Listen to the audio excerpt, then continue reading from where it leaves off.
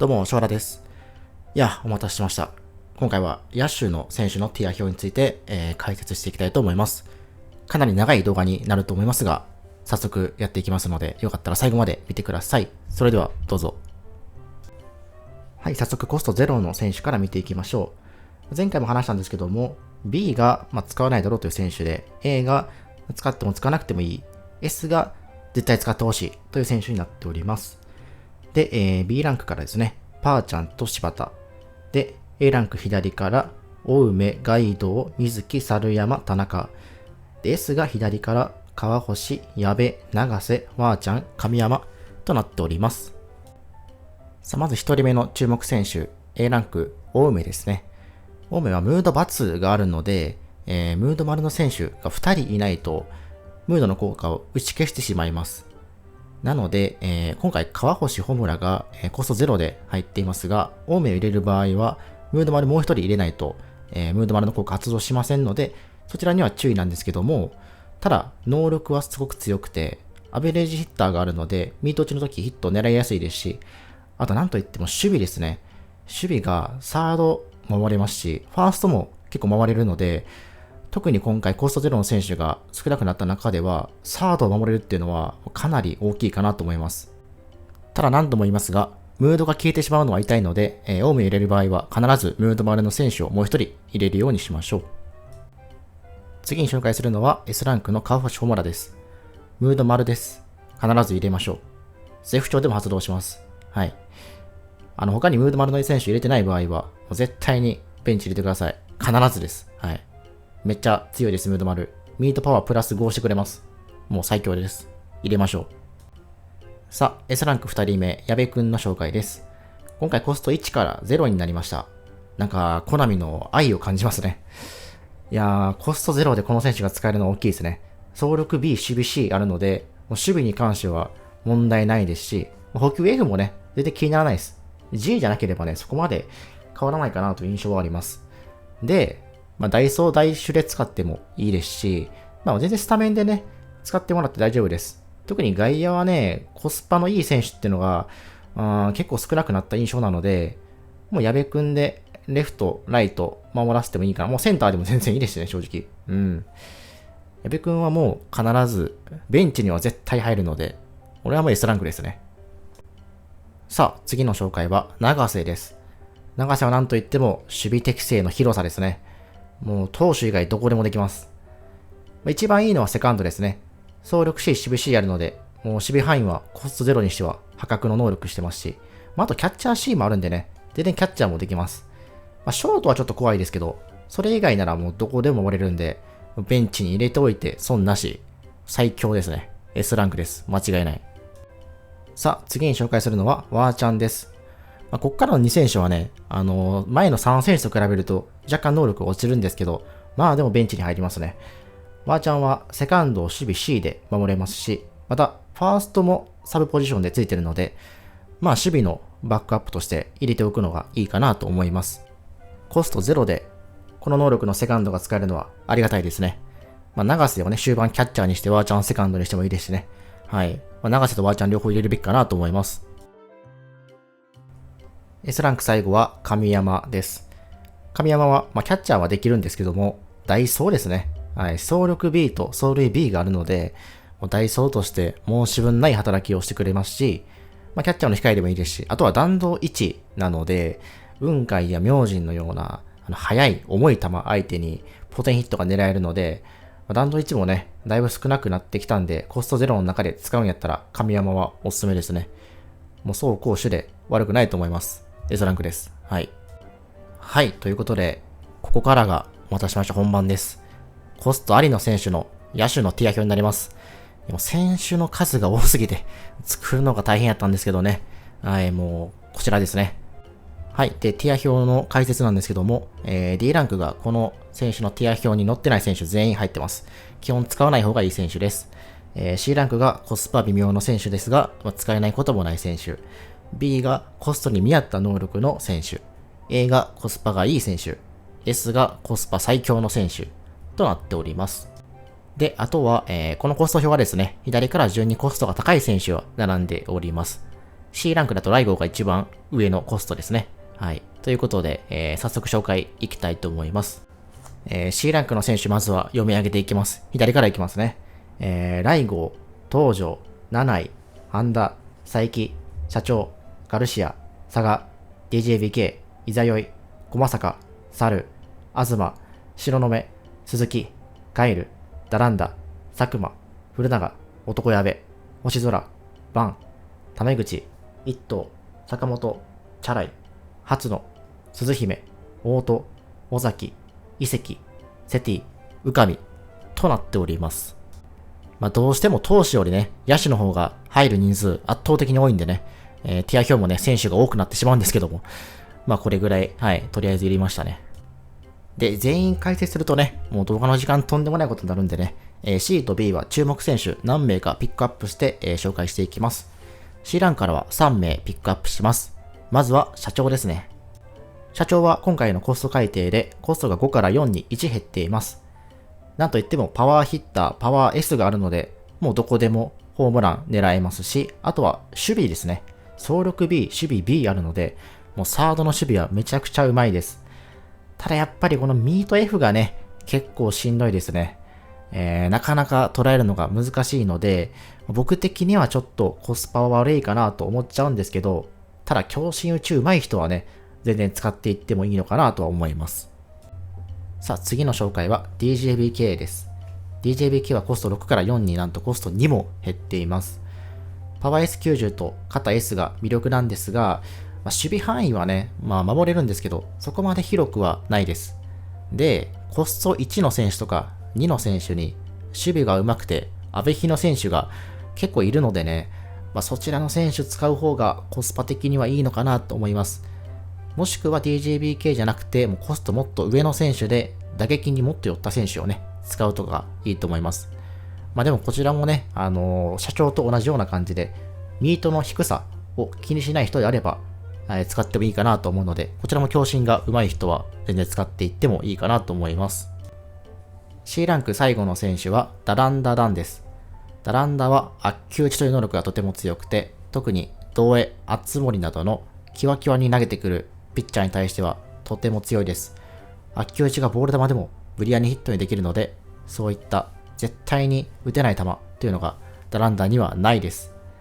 ただ、コスト3なのでね、もうそういう変化球を絶対に打ちたいという人以外はあまり使わない方がいいかなと思います。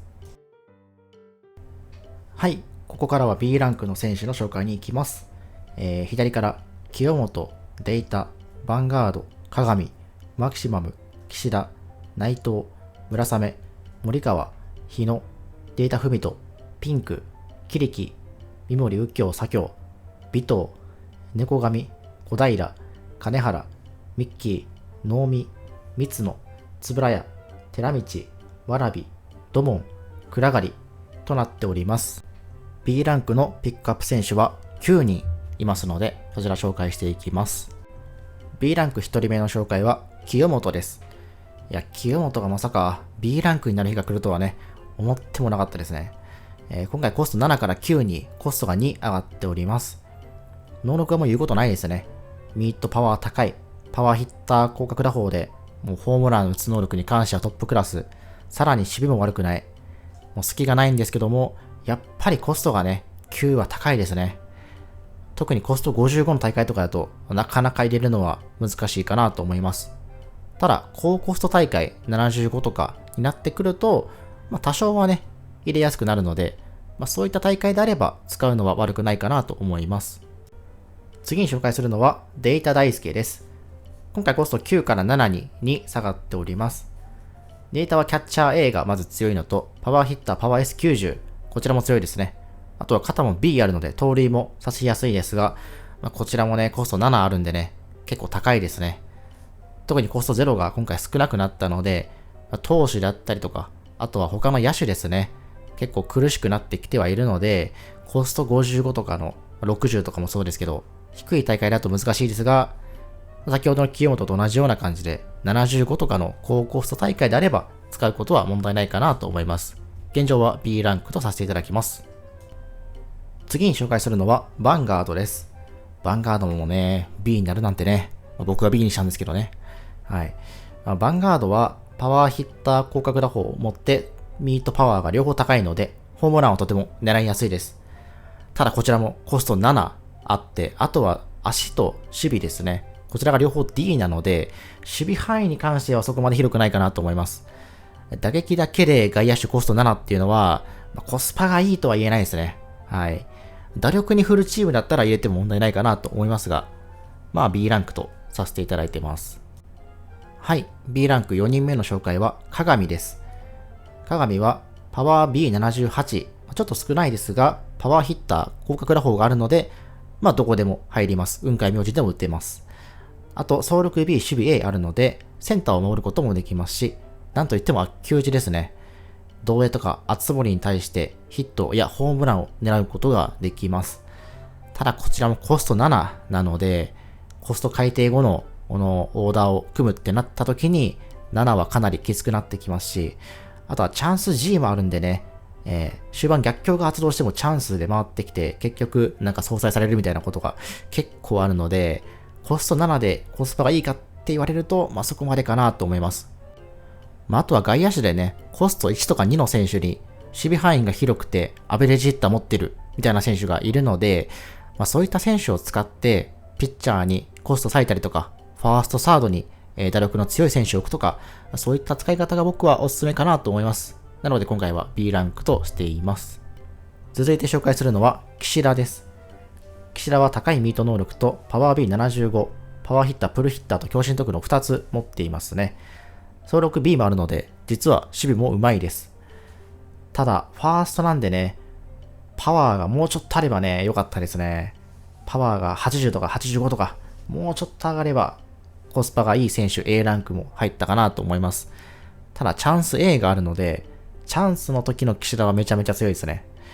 なので、代打で使ったりとか、スタメンでも調子が不調の時はね、基本的には使わないことをお勧めします。次に紹介するのは森川です。森川は今回コスト5から3にコストが2下がっております。森川の魅力は球打ちですね。で、ダランダと比べてなんで B ランクなのかというと、ダランダは併殺、チャンス F があるのに対して森川は併殺がなくてチャンスに強いというところで、より同営厚堀に対して対抗できる選手かなと思います。ただ、重い球の投手が相手だとかなり苦しいバッティングをしないといけないので、現状は B ランクとしております。次に紹介するのはデイタフミトです。デイタフミトはキャッチャー B、あとはささやき戦術。こちらが守備の時に相手が得点圏にランナーいると、相手のミートパワーマイナス5してくれます。さらに、アベレージヒッターもあるので、ミート打ちの時ヒット狙いやすいですし、広角打法はね、パワーが58なんで、あまり使えないんですけども、特に相手が外野前進とかの場合はね、強心で打つこともできます。で、キャッチャー B の選手はね、コスト1にもいるんですけども、打撃頑張りたい人とか、キャッチャー途中で変えたくないなっていう人は、コスト2払ってこのデータを使うのも悪くないかなと思います。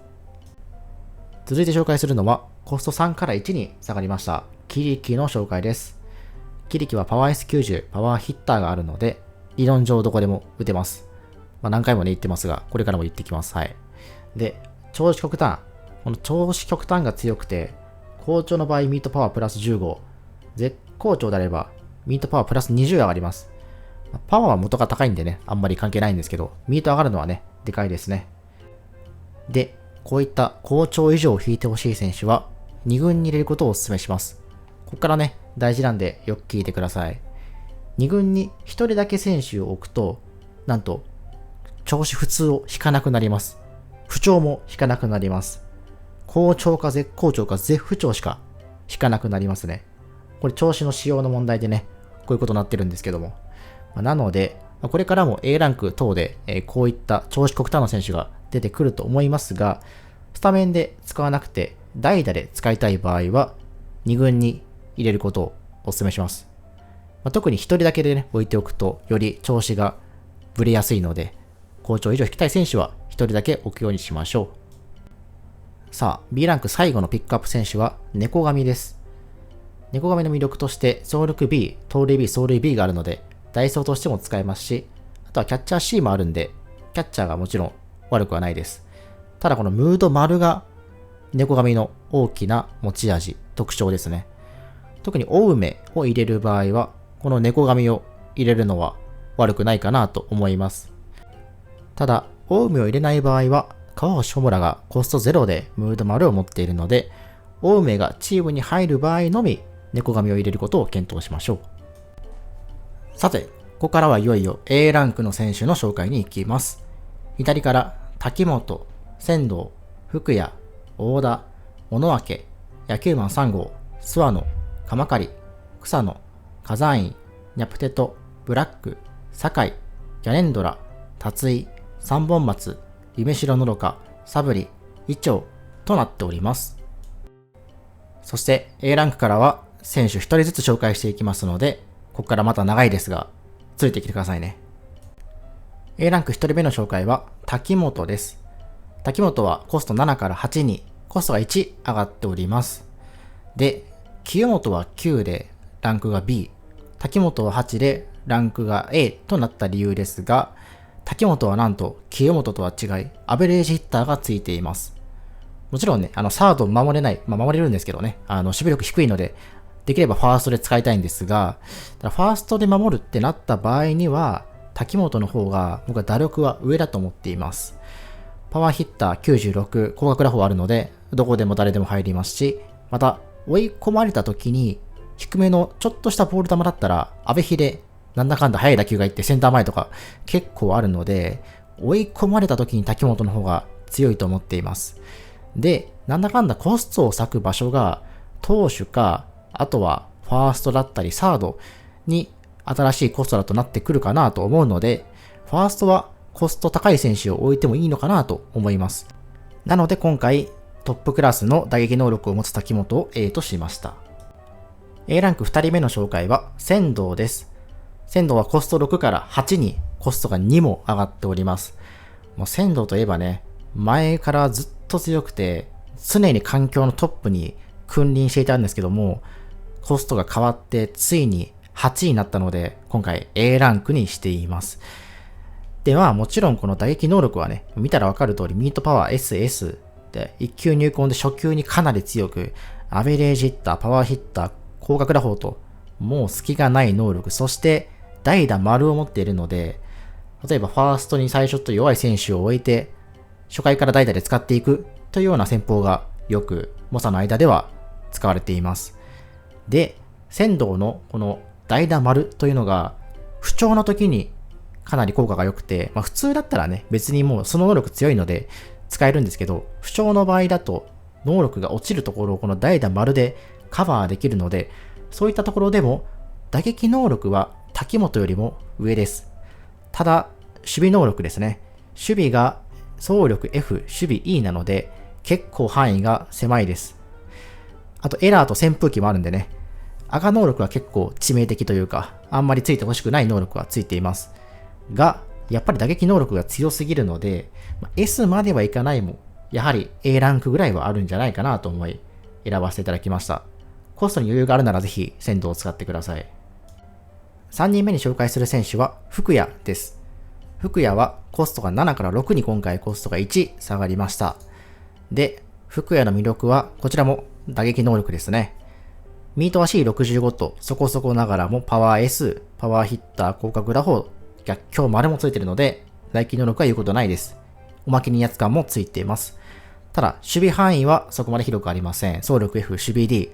そして、サードしか守れないので、あまり、便利な使い方もできないんですけども、ただ、コスト6でこの能力が使えるというのはかなりいいんじゃないでしょうか。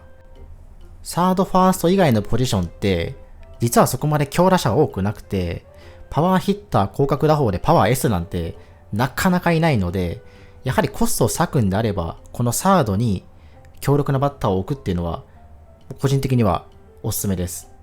守備力悪いですけど、全然使ってもいいと思います。4人目に紹介する選手は、フランケンの大田です。コストは5から6に今回1上がっております。大田の魅力、このアーティスト広角打法、パワー S98 ですね。アーティストというのはパワーヒッターの金スキル能力なので、もうホームランがめちゃめちゃ打ちやすいです。ただミートは低いのでね、ミートはちょっとしづらいですけど、それでもアーティストでしっかり芯の補正をしてくれるんで、かなりホームランは出やすいです。そして第2の魅力、投手能力ですね。152キロに伸び A、そして重い球があって、さらにピンチでは対ピンチ A が発動し、変化量がプラス2されます。サークルチェンジも5あるので、まっすぐとサークルチェンジの緩急がなかなかにえげつないです。あと対ピンチ A のドロップカーブもなかなか打ちづらいです。このように、この投手能力というのは大田の魅力で、今回コストがゼロの選手、投手がかなり少なくなったので、そういった時に大田を投げさせれるっていうのは、もうかなり強いです。てかおすすめです。もうエースと迷いました正直。ただやっぱ守備がね、しんどいので、DH で使いながらピンチになったら投手にするみたいな使い方がいいと思います。今回は A ランクとしました。続いて紹介するのは小野脇です。小野脇はパワー80なので、滝本とか仙道には及びませんが、それでもアーティストと広角打法があるので、どこでも入ります。はい。あとムード丸もあるので、川越正村と小野脇2人入れて、青梅でムードバツ1人でもムード丸が発動します。なので、小野脇を入れる際は、青梅を入れても大丈夫です。そして、調子極端というのが最大の魅力です。前回も話したんですけども、好調時はプラスミートパワー15、絶好調だとミートパワープラス20になるので、好調さえ引ければ、パワー95プラスムード丸の効果で100になるので、最強バッターになります。なので、小野脇を使う際は、2軍に1人だけ置いて、調子ガチャをするのがおすすめです。素の能力もね、強いんですけど、75% の確率で最強バッターになるって考えたら、2軍に置くのがいいかなと思います。ただコストは5かかるので、そこはチーム編成と相談してください。続いて紹介するのは野球マン3号です。野球マン3号はキャッチャー A と囁き戦術があるので、かなり守備によった選手となっております。ミートがでかくてチャンス B 流し打ちもあるので、打てないことはないんですが、同じコスト3であれば、打てる捕手、スワノもいるので、打撃に振りたいという場合はスワノを使ってください。ただ、僕的には野球マン3号の方がいいかなと思ってます。囁き戦術っていうのがね、得点圏にランナーいたらミートパワーマイナス5相手の能力をしてくれるんですけども、結構阿部比環境になってきてるので、得点圏にランナーが置かれやすいというか、ホームランで決まりにくいような、最近の傾向になってきてるかなと思うので、囁き戦術は結構使えるかなと思います。はい。僕は結構好きです。続いての紹介は、スワノです。スワノも先ほどの野球マン3号と同じくキャッチャー A を持っており、さらにこちらはアベレージヒッターを持っているので、ミート打ちがかなり決まりやすいです。囁き戦術があるので向こうは守備寄り、こっちは打撃寄りということで、区別化できてるんじゃないかなと思います。あと肩 B があるので、一応こちらの方が盗塁は刺しやすいです。あと外野 C もなぜかあるので、外野も守れます。はい。野球マン3号とどちら使うかは好みですね。次の紹介はカマカリです。カマカリは高いミート能力とアベレージヒッター、流し打ち、そしてローボールヒッターと、もうミート打ちをするには最高のバッターですね。あとは両打ちもあるので、打理に対しても対応できます。そして、走力 B、守備 C もあるので、守備範囲も悪くないですし、あと肩 B が結構でかくて、特にセンター抜けるようなあたりを逆シングルに取って一塁に投げるときに、結構この肩 B が活躍してくれます。で、コスト2あって、守備悪くなくて、で、打撃はミート打ちでもうなかなか強いということで、これは A ランクにしてもいいんじゃないかなと思い、今回 A にしました。次紹介するのは草野です。草野はコスト4から2に今回コスト2下がっております。草野の持ち味はこのパワー S100 にパワーヒッターとプルヒッター、あとハイボールヒッターですね。もうどこでも頑張って打てば入ります。ただ頑張らないといけません。はい。ミート F20 とチャンス F、三振があるので、ミート結構きついです。はい。ただ強振が上手い人であれば使えるのかなとは思います。コスト2なんでね。コスト2でこの最強のパワーあるので、好みにもよりますが、俺は強振得意だぜっていう人は使ってもいいかもしれません。続いて紹介するのは火山院です。火山院はコスト1から2に今回コストが1上がりました。もうこの選手はずっと環境のトップを走ってて、仙道と同じぐらいのトップクラスの選手でした。ただ、今回2に上がったので、なかなか取捨選択が難しいんじゃないかなと思います。で、わからない人のためにトリックスターという能力どれだけ強いかというと、まずランナー1人いるだけで相手のスタミナ消費を上げてくれて、変化量を1下げてくれて、さらに相手の野手の守備力を下げてくれます。はい。変化量1下がるのが結構でかいですね。道江とか、熱森とかの、最強の変化球を1下げてくれるんで、こいつが塁に出るだけで対策になりますし、さらに、ランナーが2人いると、相手のコントロールも下げてくれ、さらに、エラー率、補給ですね。補給値も下げてくれます。はい。なので、特にランナーが2人いる場面で片方をこの火山院にするともうね、最強です。ただ、ダイソーのためだけにコスト2を使うというのは、これまた難しくてですね、コスト0の選手が少なくなったので、ダイソーの価値は上がったんですけども、やはりダイソーだけにコスト2を使うっていうのはなかなか難しいので、そこはチーム編成と相談してください。でも僕は入れたいです。はい。続いては、ニャプテトです。ニャプテトは、弾道1ミートイパワー E と、打撃能力はそこまでなんですけども、この走力 S と守備 C というところで、かなり守備範囲が広いです。盗塁 B、走塁 B もあるので、塁に出たらとても活躍してくれますし、また、格乱もあるので、ランナーが特に2人いれば、相手の変化量を下げてくれるので、より強力になります。まだあります。ニャプテトの魅力。それが、守備適性の広さです。セカンド、ショート、そして外野も守れるので、かなり使い勝手がいいです。守備 C でね、どこでも変わらず守れるので、特にショート適性が結構強くて、ショートに代打出してそのままニャプテトショートにするとか、外野もね、センター、正直、走力 S 守備 C やれば十分守れるというか、めちゃめちゃ広いので、この守備適性がニャプテトの最大の魅力かなと思います。ただ、打撃能力はね、弱いので、正直言うと、はい。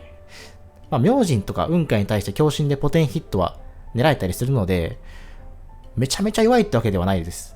僕は結構ニャプテトで打てるので、強振打ちしっかりと詰まらせるような打球を打てればいけるかなと思います。はい、ニャプテトは結構おすすめです。続いて紹介するのはブラックです。ブラックはミートパワーこそ低いものの、アベレージヒッターがあるので、ミート打ちはそこそこしやすいですし、走力 S90 内野安打もあるので、内野安打も狙えるかなとは思います。最大のブラックの特徴は、この守備範囲の広さですね。走力 S と守備 B があるので、コスト2のセンターとしてはかなり強力です。はい。僕はめちゃめちゃ好きです。センターは正直守備範囲が一番大事なので、この能力がコスト2で使えるというのはかなりコスパいいかなと思いますし、アベレージヒッターもあるのでね、ヒットを狙えるというところは、僕は結構 S と迷ったぐらいにはブラック強いかなと思ってます。はい。センターで使うのめちゃめちゃおすすめです。あとなんか知らんけど、セカンドとショートも D 守れるんで、なんかあったら、セカンドショートも守れます。はい。おすすめです。続いては、酒井の紹介です。酒井は、コスト1のキャッチャーながら、キャッチャー B と、支え起戦術という守備の能力かなり高い選手となっております。また、走力 B と守備 C もあるので、キャッチャーフライを結構取ってくれます。あと、塁に出れば、盗塁 B もあるので、盗塁も狙えるかなと思います。はい。セカンド適性は E あるんですけど、基本的にはキャッチャーで使います。コスト1でキャッチャー B と支え戦術があるのは、もうこの選手しかいないので、キャッチャー C で大鳥加藤選手はいるんですけども、キャッチャー B がでかいので、足もなんか速いので、特にコスト55とかの、ちょっとコストが低めの大会であれば、酒井をキャッチャーのスタメンにするというのはいいかなと思います。エース1枚であればね、キャッチャー A の選手入れてもいいかなと思うんですけども、エース2枚であれば、キャッチャー B の選手でも十分なのかなと思います。はい。おすすめです。次に紹介するのは、ギャレンドラです。ギャレンドラはショートの選手で、高いミート、そして流し打ち、ノーボールヒッターと、アベレージヒッターこそないものの、ミート打ちはそこそこしやすい選手かなと思います。また、両打ちなので、ここも便利です。さらに、走力 B と守備 C もあるので、ショートの選手でコスト1であれば、これはかなり広い方かなと思います。盗塁 A もでかいですね。塁出れば盗塁狙えます。はい。また、守備適性もセカンド D、サード D あるので、セカンドは長瀬とワーちゃんいるんであんまり使わないかなと思うんですけども、サードで使うときはあるかなと思うので、コスト1でこの打撃、守備範囲、守備適性あるのはこれはもう A ランクかなと思いました。はい。次に紹介するのは達井です。達井は今回コスト3から1にコストが2下がりました。チャンス A パワーヒッター、そしてパワー A81 あるので、チャンスの時はかなり強いです。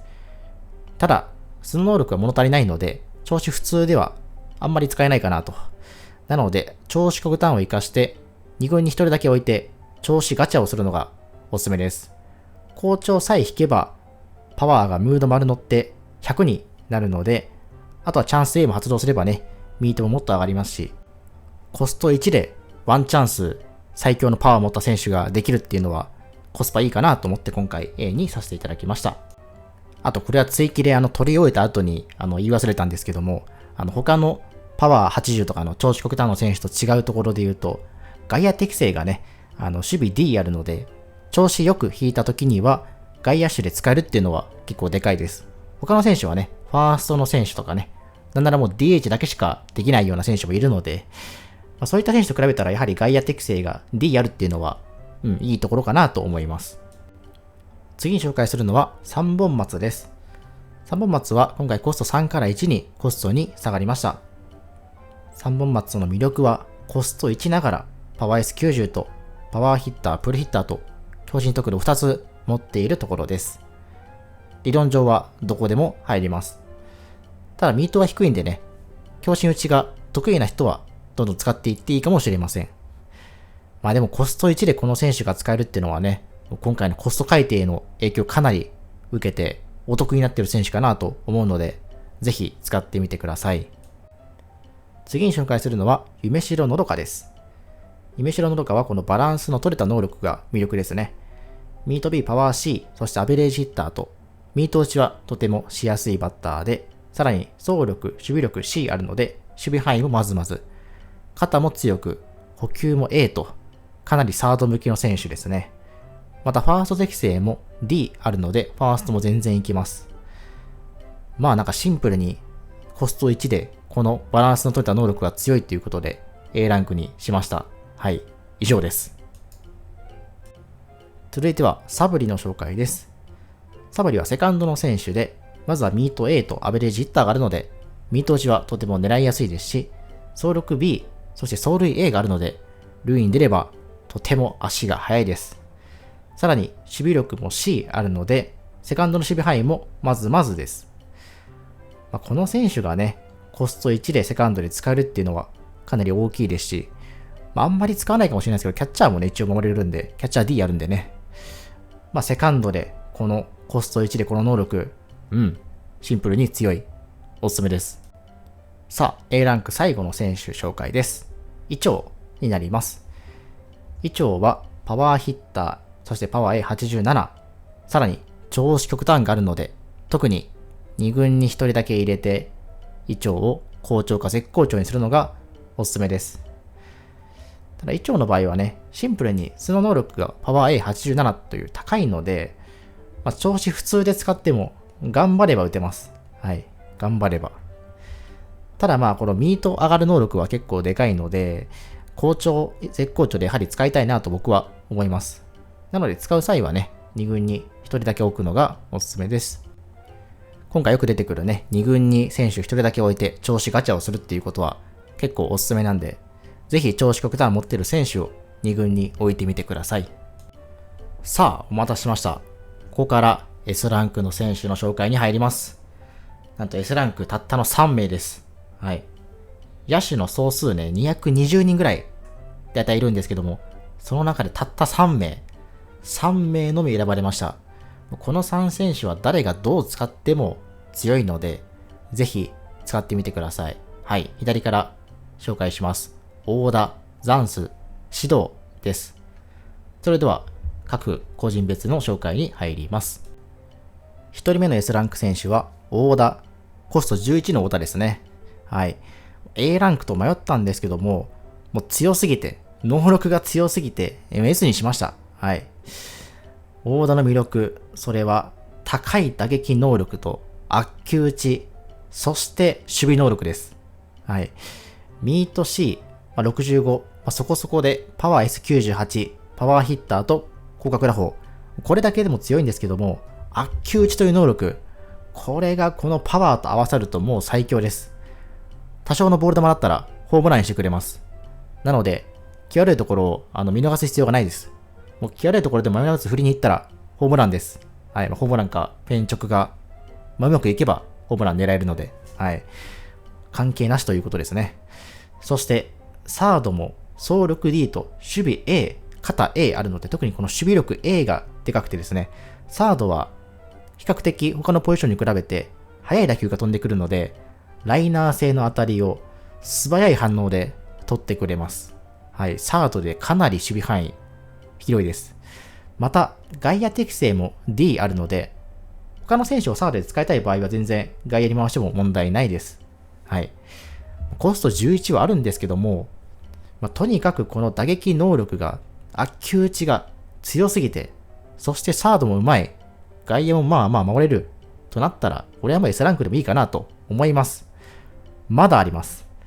投手能力、先ほどフランケン・オーダーの時も話したんですけども、フランケン・オーダーと同じ投手能力をしています。はい。なので、ピンチの際、緊急事態の際には、投手としても投げれます。もう隙がないです。はい。コスト11ありますが、全然入れてもいいと思います。ただ、コスト低い大会の場合は、チーム編成と相談してください。はい。でも最強です。2人目の S ランク選手、ザンスの紹介です。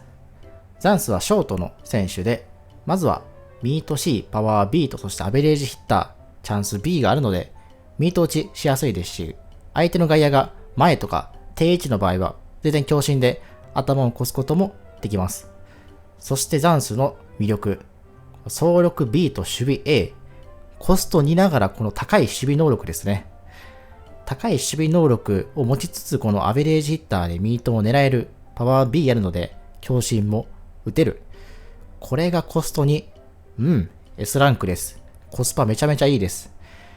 僕はショートはもうザンス、ほぼ一択かなぐらいの感じです。ショートでザンスぐらいの守備能力で言うと、ピンクがいるんですけども、ピンクはチャンス G があるので、基本的にはザンスの方が能力が上です。はい。ショートの最強コスパ選手はザンスで間違いないです。さあ、S ランク3人目の選手紹介に入ります。シドーレミです。シドーレミはアベレージヒッター、やっぱ今回アベレージ環境ですね。アベレージヒッター持っているので、ミート打ち狙いやすいですし、さらに走力 B、走塁 B があるので、塁に出ても活躍してくれますし、また守備力も B、そして守備職人があるので、守備もめちゃめちゃうまいです。これがコスト1で使える。コスパめちゃめちゃ高いですね。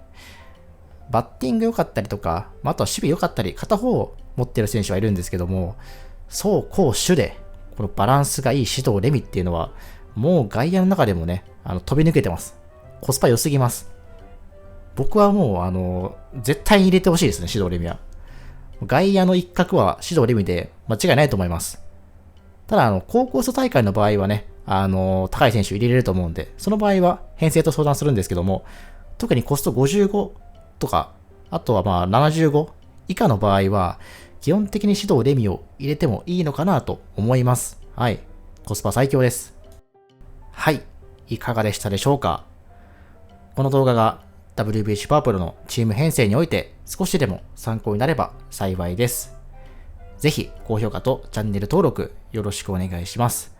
また今後も WBC パープルの攻略情報であったり、またライブ配信もしていきますので、ぜひぜひ WBC パープルを楽しんでいる方はまた見ていただけるとありがたい、嬉しいです。まだ WBC パープルをやっていないという方もこの動画を参考にして始めてくれるととても嬉しいです。はい。それでは次の動画ライブ配信でお会いしましょう。ご視聴ありがとうございました。